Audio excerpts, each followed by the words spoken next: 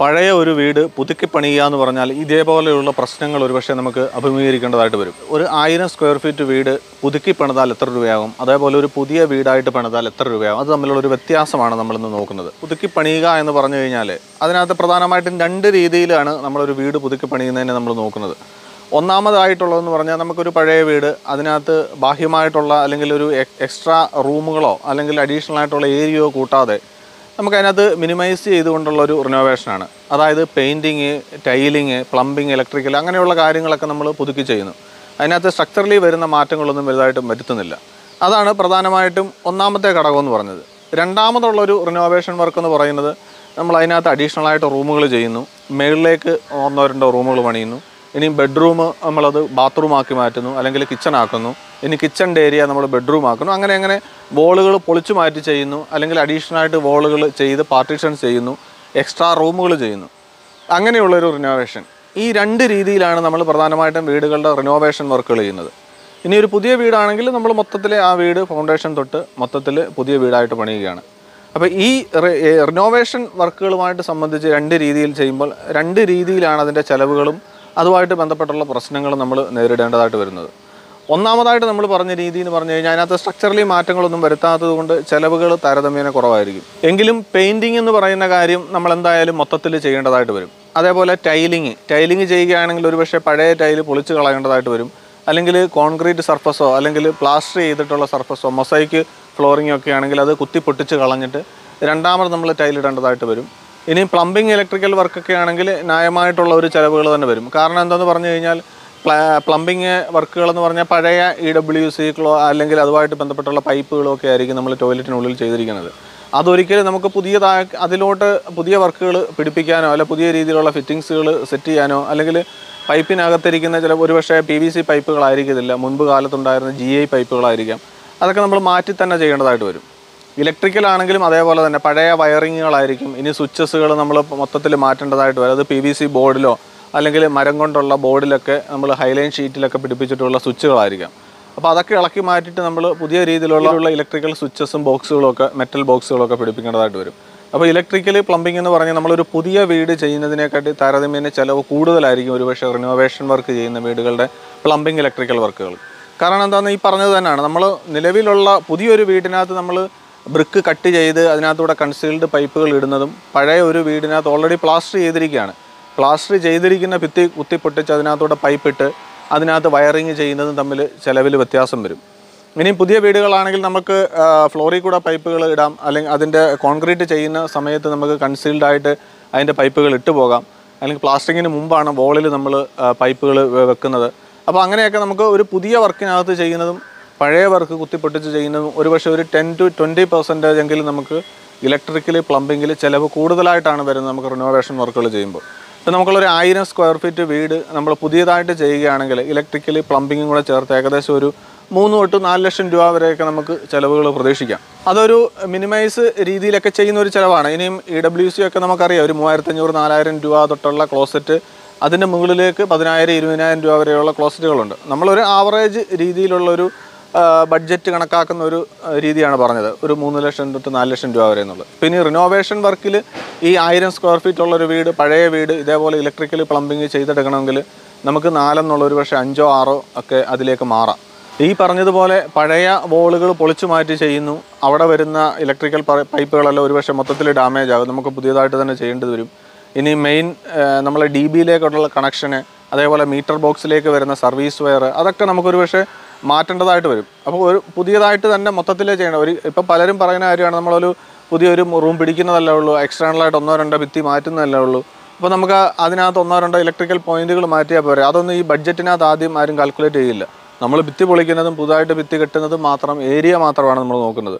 അതിനകത്ത് electrical work ഒരുപക്ഷെ അതിലേക്ക് പോകുന്ന പൈപ്പ് ലൈനൊക്കെ ഇനി രണ്ടാമത് എടുക്കാൻ പറ്റാത്തത് കൊണ്ട് നമുക്ക് ആദ്യം തൊട്ടേ തന്നെ മെയിൻ DBന്ന് അതിൻ്റെ ലൈൻ ഒരുപക്ഷെ ഫ്ലോറിൽ കൂടെ ഇടേണ്ടതായിട്ട് വരും. ഇനി റൂഫൊക്കെ നമ്മൾ ഓൾറെഡി കാസ്റ്റ് ചെയ്ത് വെച്ചിരിക്കണം, ഒരിക്കലും നമുക്ക് തട്ടിനകത്തൂടെ പൈപ്പ് ഇടാൻ ഇനിയും പറ്റില്ല. പിന്നെ ചെയ്യാൻ പറ്റുന്നത് ഫ്ലോറിൽ കൂടെ ആയിരിക്കും. അല്ലെങ്കിൽ ഒരുപക്ഷെ ഭിത്തി വെട്ടി ചുറ്റിക്കറങ്ങി ചിലപ്പോൾ ഒരു 2 മീറ്റർ വയർ വേണ്ടിടത്ത് ചിലപ്പം 4 മീറ്റർ 5 മീറ്റർ വയറുകൾ അഡീഷണലായിട്ട് ചെയ്തിട്ടായിരിക്കും ആ ലൈൻ അവിടേക്ക് കൊണ്ടുവരുന്നത്.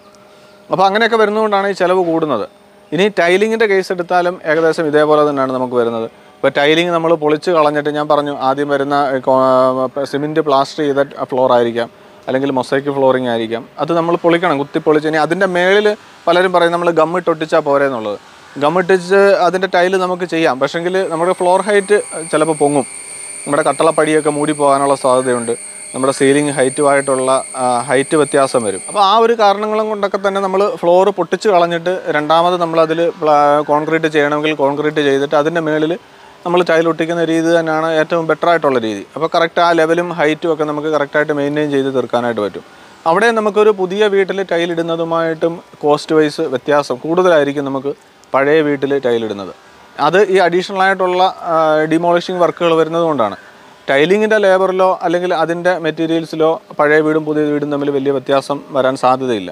ഇനി ഈ പറഞ്ഞതുപോലെ അഡീഷണൽ ആയിട്ടുള്ള ഇപ്പം പലരും പറയും ഒരു ടൈലിട്ട റൂമാണെങ്കിൽ ആ ടൈല് നിലനിർത്തിക്കൊണ്ട് തന്നെ ആ വീടിൻ്റെ റിനോവേഷൻ ചെയ്യാമെന്ന് പറയും. ഒരുപക്ഷെ നമ്മൾ ഈ വോളുകൾ പൊളിച്ച് ചെയ്യുന്ന കേസൊക്കെ ആണെങ്കിൽ നമുക്കൊരിക്കലും ആ ടൈലിൻ്റെ ജോയിൻസ് ഒക്കെ ചിലപ്പോൾ ഒരുപക്ഷെ ക്ലിയർ ആകണമെന്നില്ല. ആ ഒരു ഭിത്തി പൊട്ടിക്കുമ്പോഴത്തേക്ക് ആ ടൈലും കൂടെ ചിലപ്പോൾ ഇളകാം. ഇനി എന്തെങ്കിലും തരത്തിലുള്ള ഒരുപാട് ഡിമോളിഷൻ വർക്കുകളൊക്കെ വരുവാണെങ്കിൽ അതിലേക്ക് കട്ടയോ കല്ലോ ഒക്കെ വീണ് ടൈല് ഡാമേജ് വരാനുള്ള സാധ്യതയുണ്ട്. അപ്പോൾ അത് പലരും പറയാം ടാർപോളിൻ ഷീറ്റോ അല്ലെങ്കിൽ എന്തെങ്കിലും റബ്ബർ ഷീറ്റോ ഒക്കെ ഇട്ട് കവർ ചെയ്തിടാം. എത്ര കവർ ചെയ്താലും ഇതേപോലെയുള്ള റിനോവേഷൻ വർക്കുകൾ ചെയ്യുമ്പോൾ ഒരുപക്ഷെ എന്തെങ്കിലും തരത്തിലുള്ള ഡാമേജുകൾ ടൈലിൽ വരാനുള്ള സാധ്യതയുണ്ട്. അപ്പം ചില കേസിൽ നമുക്കത് നല്ല രീതിയിൽ ചെറിയ വർക്കുകളൊക്കെ ആണെങ്കിൽ മെയിൻറ്റെയിൻ ചെയ്തെടുക്കാൻ പറ്റും. ഇനി ഒരുപാട് വർക്കുകളാണെങ്കിൽ ആ ടൈല് ഇളക്കി പുതിയ ടൈൽ ഇടുന്നതിനായിരിക്കും ഏറ്റവും ബെറ്റർ. ഇനിയും ഇലക്ട്രിക്കൽ, ടൈലിങ്, പ്ലംബിങ് നമ്മൾ പറഞ്ഞു. ഇനിയും വരുന്നത് പെയിൻറ്റിംഗ് ആണ്. പെയിൻറ്റിങ്ങിലും ഇതേ പ്രശ്നം എന്താണ്, ഇത്രയുള്ള വർക്കുകൾ ചെയ്ത് കഴിയുമ്പം നമുക്ക് ഒരു ഭിത്തി മാത്രമായിട്ടോ അല്ലെങ്കിൽ ഒരു റൂം മാത്രമായിട്ടോ പെയിൻറ്റ് ചെയ്ത് കഴിഞ്ഞാൽ അത് ഭംഗിയാകണമെന്നില്ല. വീട് മൊത്തത്തിൽ നമുക്ക് പെയിൻറ്റ് ചെയ്യേണ്ടതായിട്ട് വരും. അതും നമുക്ക് പുതിയ വീട് ചെയ്യുന്നതിൻ്റെ ഏകദേശം സെയിം കോസ്റ്റ് ആണ്. ഇനി അഡീഷണലായിട്ട് നമ്മൾ ഇപ്പം ഒരു പെയിൻറ്റ് ചെയ്തിരിക്കുന്ന സർഫസിൽ നമ്മൾ അഡീഷണൽ പ്രൈമർ അടിക്കണമെന്നില്ല. ഒരു പക്ഷേ പ്രൈമർ അടിക്കാതെ തന്നെ അതിലേക്ക് എമൾഷൻ അടിക്കാം. ചില കേസിൽ നമ്മളത് ചിരണ്ടി കളയണം, പായൽ പിടിച്ച ഭിത്തി ആയിരിക്കാം, അല്ലെങ്കിൽ കുത്തിക്കളഞ്ഞ് ഒന്നുകൂടെ അത് മൊത്തം ക്ലീൻ ചെയ്യേണ്ടതായിട്ട് വരും. ഇപ്പോൾ ഒരു പുതിയ വീട്ടിൽ ചെയ്യുന്നതിനെക്കാട്ടി കൂടുതൽ ചിലപ്പോൾ ഒരു പക്ഷെങ്കിൽ പഴയ വീട്ടിൽ പെയിൻറ്റ് ചെയ്യുമ്പം വരും. അപ്പോൾ അഡീഷണലായിട്ട് ചിലപ്പോൾ 1-2 കോട്ട് അഡീഷണലായിട്ട് ചെയ്യേണ്ടതായിട്ട് വരും. ഇനി പുട്ടിയിട്ട സർഫസ് ആണെങ്കിൽ പോലും അതൊക്കെ ഇളക്കി കളഞ്ഞ് രണ്ടാമത് പുട്ടി ഇടേണ്ടതായിട്ട് വരും. അപ്പോൾ അങ്ങനെയൊക്കെ വരുമ്പോൾ അതിൽ ലേബർ ചാർജ്, മെറ്റീരിയൽ കോസ്റ്റും കൂടാൻ തന്നെയാണ് സാധ്യത. അപ്പോൾ നമ്മളൊരു വീട് പണിയാനായിട്ട് പോകുമ്പോൾ നമ്മളൊരു പുതിയ വീട് വെക്കണോ പഴയ വീട് വെക്കണോ എന്നുള്ള കേസിൽ ഈ കാര്യങ്ങൾ അറിഞ്ഞിട്ട് വേണം നമ്മൾ ചെയ്യാനായിട്ട്. നമ്മൾ സ്ട്രക്ചറലി ചേഞ്ചസുകളൊന്നും വരുത്താത്ത വീടുകളാണെങ്കിൽ ഈ പറഞ്ഞ പെയിൻറ്റിങ്, പ്ലംബിങ്, ഇലക്ട്രിക്കൽ വർക്കുകൾ മാത്രമേ ഉള്ളെങ്കിൽ നമുക്കൊരു പഴയ വീട് പുതുക്കി പണിതാൽ വലിയ രീതിയിൽ പുതിയതുമായിട്ട് കമ്പയർ ചെയ്യുമ്പോൾ ചിലവ് കൂടില്ല. കാരണം എന്താ പറഞ്ഞാൽ നമ്മൾ സ്ട്രക്ചറലി ഒരു തരത്തിലുള്ള ചിലവുകളും വരുന്നില്ല. നമ്മൾ wall construction, plastering, roof concreting, അങ്ങനെയുള്ള കാര്യങ്ങളെല്ലാം പഴയത് തന്നെ നിർത്തിക്കൊണ്ടാണ് നമ്മൾ അതിൻ്റെ റിനോവേഷൻ ചെയ്യുന്നത്. ഇനി ഡോർസും വിൻഡോസും ഒക്കെ നമുക്ക് ആവശ്യമുണ്ടെങ്കിൽ മാറ്റാം. ചില കേസിൽ നമ്മൾ പുതിയ രീതിയിലുള്ള എക്സ്റ്റേണലായിട്ട് വരുന്ന ഫേസിൽ, നമ്മൾ ഫ്രണ്ട് ഫേസിൽ വരുന്ന ഡോർ ഷട്ടറുകൾ അല്ലെങ്കിൽ ജനലിൻ്റെ ചട്ടങ്ങളൊക്കെ മാറ്റി നമുക്ക് പുതിയത് വെക്കാം. പുറകിലോട്ട് വരുന്നതല്ല ബെഡ്റൂംസിൻ്റെ ഡോറോ ഒന്നും കാര്യമായിട്ട് പ്രശ്നങ്ങളില്ലെങ്കിൽ മാറ്റുന്നതായിട്ട് വരില്ല. ഇനിയും രണ്ടാമത് നമ്മൾ പറഞ്ഞ മെയിൻ കേസാണ് ഒരു വീടിൻ്റെ സ്ട്രക്ചറലി വരുന്ന ചേഞ്ചസുകൾ വരുത്തിക്കൊണ്ടുള്ള റിനോവേഷൻ. പ്രധാനമായിട്ടുള്ളൊരു പ്രശ്നം എന്ന് പറഞ്ഞാൽ സ്ട്രക്ചറലി വരുന്ന പണിയെന്ന് പറഞ്ഞു കഴിഞ്ഞാൽ നമുക്ക് ഒരിക്കലും പ്രതീക്ഷിക്കാൻ പറ്റില്ല. നമ്മളൊരു ഭിത്തി മാറ്റുക എന്ന് പറഞ്ഞാൽ അതിൻ്റെ സ്ട്രക്ചറലി അതിന് സേഫ് ആണോ എന്ന് നോക്കിയിട്ട് വേണം നമുക്ക് ആ ഭിത്തി പൊളിച്ച് കളയാനായിട്ട്. അതിൻ്റെ റൂഫ്, മേളിൽ വരുന്ന സ്ലാബ്, അതിൻ്റെ ലോഡ് അതിലേക്ക് എടുക്കുന്നെങ്കിൽ ഒരിക്കലും ആ വോൾ നമുക്ക് പൊളിച്ച് കളയാനായിട്ട് പറ്റില്ല. ഒരു എൻഡായിട്ട് വരുന്ന വോളുകൾ അല്ലെങ്കിൽ അതിൻ്റെ കറക്റ്റ് മിഡിലായിട്ട് വരുന്ന വോളുകൾ അതൊന്നും നമുക്ക് മൊത്തത്തിൽ പൊളിച്ച് കളയാൻ പറ്റില്ല. പൊളിച്ച് കളഞ്ഞാൽ ആ റൂഫ് സ്ലാബിൻ്റെ ലോഡ് അതിൽ താങ്ങത്തില്ല. അപ്പോൾ അത് വലിയ ഡാമേജിലേക്ക് പോകും, പിന്നെ ഇരട്ടി ചിലവിലേക്ക് വരാനുള്ള സാധ്യതയുണ്ട്. ഇനി ഒരു ഡോറിൻ്റെ സ്ഥാനം മാറ്റി വേണേൽ വെക്കാം, വിൻഡോയുടെ സ്ഥാനം മാറ്റാം, അങ്ങനെയുള്ള ചെറിയ രീതിയിലുള്ള ഡിമോളിഷിംഗ് വർക്കുകൾ ചെയ്യാം. ഇനിയും വലിയ രീതിയിൽ ഇതേപോലെ റൂമുകളുടെ സൈസ് മാറ്റാനോ അല്ലെങ്കിൽ സ്ട്രക്ചറലി മാറ്റങ്ങൾ വരുത്തണമെങ്കിൽ നമ്മളൊരു സ്ട്രക്ചറൽ എഞ്ചിനീയർ അല്ലെങ്കിൽ അതിനെപ്പറ്റി സ്ട്രക്ചറലി കാര്യങ്ങൾ അറിയാവുന്ന ഒരാളെ കാണിച്ചിട്ട് മാത്രമേ തീർച്ചയായിട്ടും ഇതേപോലെയുള്ള വർക്കുകൾ ചെയ്യാവൂ. കാരണം എന്താണെന്ന് പറഞ്ഞാൽ 1-2 വർഷം കഴിഞ്ഞ് ഇതിൻ്റെ പെയിൻറ്റിങ്ങും എല്ലാം കഴിഞ്ഞ് കഴിയുമ്പോൾ നമുക്കിത് എങ്ങനെയൊക്കെയാണ് ആ ഭിത്തി പൊട്ടിച്ചത് അല്ലെങ്കിൽ ഏതൊക്കെ രീതിയിലുള്ള മാറ്റങ്ങളാണ് വരുത്തിയതെന്ന് ഒരുപക്ഷെ നമുക്ക് തന്നെ ഐഡിയ ഉണ്ടാവില്ല. ചിലപ്പോൾ 1-2 വർഷം കഴിയുമ്പോൾ ലീക്കേജ് വരാം, അല്ലെങ്കിൽ ക്രാക്ക് വരാം, അല്ലെങ്കിൽ ഏതെങ്കിലും തരത്തിലുള്ള സെറ്റിൽമെൻറ്റുകൾ വരാം. അന്നേരമായിരിക്കും നമ്മൾ ചിന്തിക്കുന്നത് ഒരുപക്ഷെ ആ രീതിയിലുള്ള ഭിത്തി പൊട്ടിച്ച് മാറ്റിയതുകൊണ്ടായിരിക്കും, അല്ലെങ്കിൽ ഒരു ബീമിൻ്റെ കമ്പി പോയിട്ടുണ്ട്, ആ കമ്പി തന്നെ നമ്മൾ മെയിൻ ബാറുകളൊക്കെ ആണെങ്കിൽ അതൊക്കെ ചിലപ്പോൾ അറിയാതെ കട്ട് ചെയ്ത് കളയും. കട്ട് ചെയ്ത് കളഞ്ഞാൽ ആ ബീമിൻ്റെ വെയിറ്റ് താങ്ങുന്ന ആ ഒരു സ്ട്രെങ്ത് തന്നെ മൊത്തത്തിലേ പോകും. മെയിൻ ബാറൊക്കെയാണ് കട്ട് ചെയ്ത് കളഞ്ഞെങ്കിൽ ഒടിഞ്ഞ് വീഴുമ്പോഴായിരിക്കും നമ്മൾ അറിയുന്നത് അങ്ങനെയുള്ള പ്രശ്നങ്ങൾ പറ്റിയിട്ടുണ്ടെന്നുള്ളത്. തീർച്ചയായിട്ടും നമ്മളൊരു വീട് പണിയാനായിട്ട് പോകുമ്പോൾ റിനോവേഷൻ വർക്കാണ് ചെയ്ത് നമ്മൾ പഴയ വീട് പുതുക്കി പണിത് നിർത്തിയാൽ മതി എന്നുണ്ടെങ്കിൽ നമുക്ക് ഇങ്ങനെയുള്ള കാര്യങ്ങൾ ചിന്തിച്ച് മാത്രമേ ചെയ്യാവൂ. നമ്മളൊരു വീടെന്ന് പറയുന്നത് ഒരു 10 അല്ലെങ്കിൽ 5-6 വർഷത്തേക്ക് മാത്രമല്ല, ഒരു 30-40 വർഷത്തേക്കൊക്കെ കണക്കൂട്ടിയായിരിക്കണം നമ്മൾ വീട് ചെയ്യുന്നത്. അപ്പോൾ നമ്മളൊരു പഴയ വീട്ടിലൊരു റിനോവേഷൻ ചെയ്യുമ്പോൾ എങ്ങനെയായാലും ഒരു 1000 സ്ക്വയർ ഫീറ്റ് വീട് നമ്മൾ ചെയ്യുമ്പം പുതിയൊരു വീട് ചെയ്യുന്നതിൻ്റെ ഈ സ്ട്രക്ചറലി ഉള്ള മാറ്റങ്ങൾ വരുത്തുന്നുണ്ടെങ്കിൽ ഒരു പുതിയ വീട് ചെയ്യുന്നതിൻ്റെ ചിലവ് തന്നെ ഏകദേശം നമുക്ക് പഴയ വീട് ചെയ്യുമ്പോഴും ആകും. ഇപ്പോൾ ഒരു 1000 സ്ക്വയർ ഫീറ്റ് 2000 രൂപ വെച്ച് നമ്മൾ കൂട്ടുകയാണെങ്കിൽ ഒരു 20 ലക്ഷം രൂപ ആകുമെന്നുണ്ടെങ്കിൽ നമുക്കൊരു പക്ഷേ പഴയത് ഇപ്പോൾ പുതുക്കി പണി അതിൻ്റെ വർക്കിൻ്റെ അനുസരിച്ചിരിക്കും. എങ്കിലും ഈ സ്ട്രക്ചറലി ഉള്ള മാറ്റങ്ങളൊക്കെ വരുത്തി വരുമ്പോൾ നമുക്കൊരു 10 മുതൽ 15 ലക്ഷം രൂപ വരെയൊക്കെ ചിലവ് വരും. അപ്പോൾ എങ്കിലും അത് പഴയ വീട് തന്നെയാണ് താനും. അതിൻ്റെ സ്ട്രക്ചറലി അത് അതിൻ്റെ ഫൗണ്ടേഷന് അതിൻ്റെ വോള് അങ്ങനെയുള്ള കാര്യങ്ങളെല്ലാം പഴയത് തന്നെയാണ്. പുതിയതിലേക്ക് നമ്മൾ കൊണ്ടുവരുന്നത് പെയിൻറ്റിങ്, പ്ലംബിങ്, ഇലക്ട്രിക്കൽ അങ്ങനെയുള്ള കാര്യങ്ങളായിരിക്കും. സ്ട്രക്ചറാണ് ആ വീടിനെ താങ്ങി നിർത്തുന്ന പ്രധാന ഘടകമെന്ന് പറഞ്ഞ് ഒരു സ്ട്രക്ചറിൽ വരുന്ന പ്രശ്നങ്ങൾ ഒരിക്കലും നമുക്ക് തിരുത്താൻ പറ്റില്ല. ഒരു പെയിൻറ്റിങ് അല്ലെങ്കിൽ അങ്ങനെയുള്ള കാര്യങ്ങൾ, പ്ലംബിങ് അല്ലെങ്കിൽ ഒരു ഡോർ ഡാമേജ് വന്നാൽ നമുക്ക് മാറ്റി വെക്കാം. അതൊക്കെ നമുക്ക് പിന്നീടാണെങ്കിലും മാറ്റി പണിയാനായിട്ട് പറ്റും. പക്ഷേങ്കിൽ ഒരു ഭിത്തിയിൽ വരുന്ന ക്രാക്ക് അല്ലെങ്കിൽ ഒരു സെറ്റിൽമെൻറ്റ് അങ്ങനെയുള്ള കാര്യങ്ങളൊന്നും ഒരിക്കലും നമുക്ക് പുതുതായിട്ട് ചെയ്ത് അതിനെ റിനോവേറ്റ് അല്ലെങ്കിൽ അതിനെ മാറ്റം വരുത്താനായിട്ട് ബുദ്ധിമുട്ടാണ്. ആ വീട് പൊളിച്ച് കളയുക എന്ന് തന്നെയാണ് അതിനകത്ത് ചെയ്യാനുള്ള വഴി എന്ന് പറയുന്നത്. അപ്പോൾ നമ്മൾ ഇന്നത്തെ വീഡിയോയിലൂടെ നമ്മൾ ഷെയർ ചെയ്തത് ഒരു 1000 സ്ക്വയർ ഫീറ്റ് അല്ലെങ്കിൽ ഒരു 1200 സ്ക്വയർ ഫീറ്റ് ഒക്കെ വരുന്ന വീട് നമ്മൾ റിനോവേഷൻ ചെയ്യണോ അല്ലെങ്കിൽ അത് പുതുതായിട്ട് ചെയ്താലോ വരുന്ന കോസ്റ്റിലുള്ള വ്യത്യാസമാണ്. നമ്മൾ ഈ പറഞ്ഞത് വെച്ചിട്ട് ഒരു 15 ലക്ഷം രൂപ തൊട്ട് 20 ലക്ഷം രൂപ വരുന്ന ഒരു വീടിൻ്റെ വർക്ക് പുതുതായിട്ട് ചെയ്യുന്നത് നമ്മൾ റിനോവേഷൻ ചെയ്താലും ഏകദേശം ആ ഒരു എമൗണ്ട് തന്നെ വരും. അതിൻ്റെ മെയിനായിട്ടുള്ള നമ്മളിപ്പം നിലവിൽ ചെയ്ത ഒരു വർക്കിൻ്റെ എക്സ്പീരിയൻസ് വെച്ചാണ് പറയുന്നത്. പക്ഷേ എങ്കിലും നമ്മളത് ചെയ്താൽ പുതിയ വീടാണെന്ന് നമുക്ക് പറയാനും പറ്റില്ല. ഏച്ചു വെച്ചാൽ മുഴച്ചിരിക്കുമെന്ന് പറഞ്ഞതുപോലെ അതിനകത്ത് അതിൻ്റേതായ പ്രശ്നങ്ങൾ ഉണ്ടായിരിക്കുകയും ചെയ്യും. അപ്പോൾ ഇന്നത്തെ വീഡിയോയിലൂടെ നമ്മൾ ഷെയർ ചെയ്ത കാര്യങ്ങൾ നിങ്ങൾക്ക് ഉപകാരപ്പെട്ടെങ്കിൽ തീർച്ചയായിട്ടും വീഡിയോ ഒന്ന് ലൈക്ക് ചെയ്യുക. ഇനിയും നിങ്ങളാണ് തീരുമാനം എടുക്കേണ്ടത് നമ്മുടെ വീട് ഏത് രീതിയിൽ ചെയ്യണമെന്നുള്ളത്. പഴയ വീടാണെന്ന് പറഞ്ഞ് ഒരിക്കലും നമ്മളത് മുഴുവൻ പൊളിച്ച് കളയണമെന്നുള്ളതല്ല നമ്മൾ ഈ വീഡിയോയിലൂടെ ഉദ്ദേശിച്ചത്.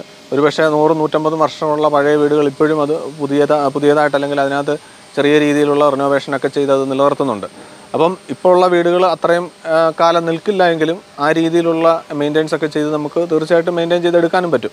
അപ്പോൾ അതിനകത്ത് ആ വീട് കണ്ടാൽ അല്ലെങ്കിൽ ആ വീടിനകത്ത് എന്തൊക്കെ വർക്കുകളാണ് എങ്ങനെയൊക്കെയാണ് അതിനകത്തെ പ്രശ്നങ്ങളെന്ന് അറിഞ്ഞാൽ മാത്രമേ അത് നമുക്കത് ലാഭകരമാണോ അല്ലെങ്കിൽ അത് പൂർണ്ണമായിട്ടും മാറ്റി പുതിയത് ചെയ്യണോ എന്നുള്ളത് തീരുമാനിക്കാൻ പറ്റുള്ളൂ. അപ്പോൾ ഈ വീഡിയോയിലൂടെ ഷെയർ ചെയ്ത കാര്യങ്ങൾ നിങ്ങൾക്ക് ഉപകാരപ്പെട്ടെങ്കിൽ തീർച്ചയായിട്ടും വീഡിയോ ഒന്ന് ലൈക്ക് ചെയ്യുക. അതുപോലെ ഇതിനെപ്പറ്റി അറിയേണ്ട ആൾക്കാർക്ക് അറിവിലേക്ക് വീഡിയോ ഒന്ന് ഷെയർ ചെയ്ത് കൊടുക്കുക. അപ്പോൾ പുതിയൊരു വീഡിയോയിൽ പുതിയൊരു വിഷയമായിട്ട് വീണ്ടും കാണാം. എല്ലാവർക്കും നന്ദി. Thanks for watching.